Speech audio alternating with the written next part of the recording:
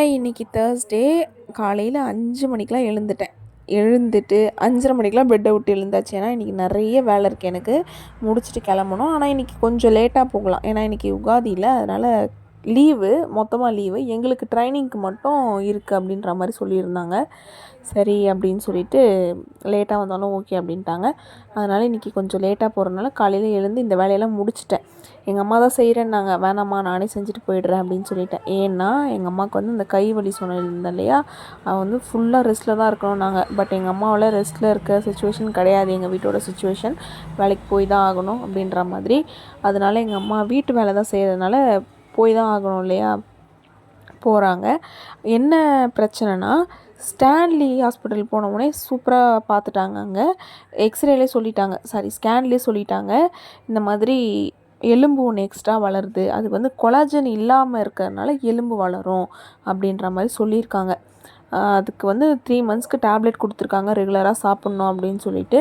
அந்த டேப்லெட் எடுத்து ரெஸ்ட்டில் இருக்கணும்னு சொல்லியிருக்காங்க. பட் ரெஸ்ட்டில் இருக்க சுச்சுவேஷன் இல்லை இல்லையா, அதனால் எங்கள் அம்மா வேலைக்கு போயிட்டு அந்த டேப்லெட் எடுத்துகிட்ருக்காங்க.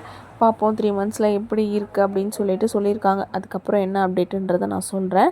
அதுக்கு முன்னாடி என்னென்னா, என் வேலையெல்லாம் முடிச்சுட்டு எங்கள் அம்மா அதுக்குள்ளே எனக்கு கீரை தொக்கு செஞ்சு கொடுத்தாங்க. கீரை தொக்கு பண்ணிவிட்டு கருவாடு வறுத்து கொடுத்தாங்க. நமக்கு கீரைக்கு கருவாடு இருந்தால் தான் இறங்கும். அதனால் இந்த சொல்லுவாங்களே, வக்கனையாக சாப்பிட்டே பழகிடுச்சு அப்படின்ற மாதிரி, எங்களுக்கு வக்கனையாக சாப்பிட்டா தான் சாப்பாடு இறங்கும். அந்த மாதிரி கதை எங்கள் கதை.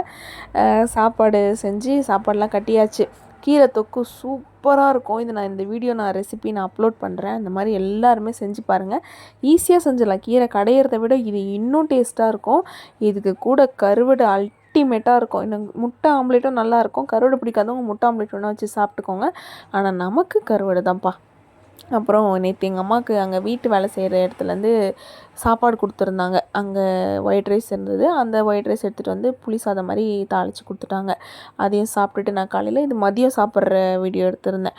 சூப்பராக இருக்கும். அந்த கீரை பார்த்திங்கன்னா கலரே செம்மையாக இருக்கும்.